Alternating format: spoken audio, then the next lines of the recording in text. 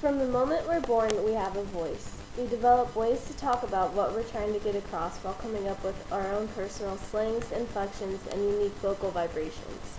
What some of us don't understand is how this voice can translate directly to writing. The written voice gives the readers the ability to feel the writer's presence, that sense that someone somewhere is whispering the words on the page into our eager ears. Voice connects the writers to the readers. It builds that rare bond that makes you want to trust ink on pages. Voice gives insight into experiences, insights, and beliefs that the reader might not have thought of yet. Voice in writing gives words life. Whether you know it or not, you too have a voice just waiting to be found.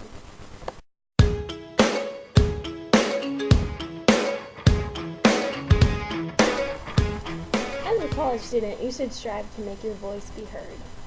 What's your voice? Your vocal voice? Everyone can hear that. I'm talking about your written voice. So basically, this video is to help you develop your written voice. But the question is, how do you develop a written voice? So there are a few strategies you can do this. For a less active approach, you can use what William Zesner calls his imitation theory. Basically what you do is you read an author's work that you like, you read it again and again, and you develop a taste for their voice.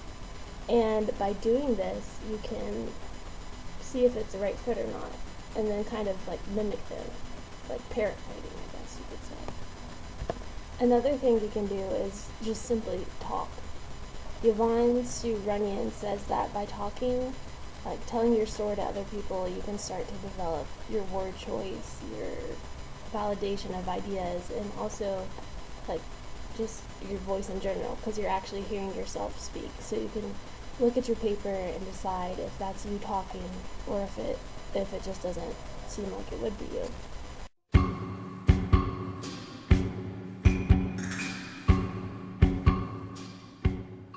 If talking to yourself isn't really your thing, then you could try a few more active approaches.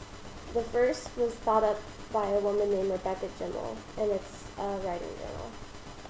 A writing journal allows the daily practice of writing. It also helps to encourage independent thinking and also really dig into the ongoing intellectual dialogue that comes along with higher education. As I'm sure you've noticed with other things, practice can only help your performance in whatever you do. Sitting down for 10 to 15 minutes a day and writing will help you hammer out those 15-page papers the night before. More importantly, a writing journal will help you produce writing that actually sounds like you wrote it. Quick writes are also a good strategy to help develop your voice. A man named Tom Romano thought of these, and they only take up 2 minutes of your time. Basically, all you do is write about the first thing that comes into your mind for those 2 minutes. For example, the first thing I thought of was chimpanzees. I would have to write about chimps for 2 minutes. So I could write that chimps are hairy,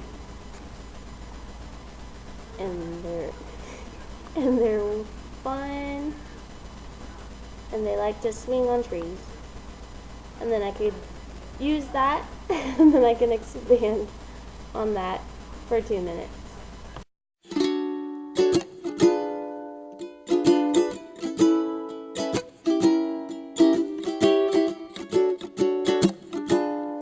Romano also mentioned something called the gush.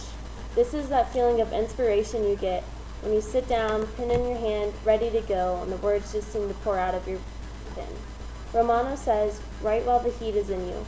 The writer who postpones the recording of thoughts uses an iron which is cooled. Basically, whenever you feel the gush coming, let it take control. Don't fight the fury, the fearlessness, and the emotions that ensue. Just grab a pen and let it all out into your notebook.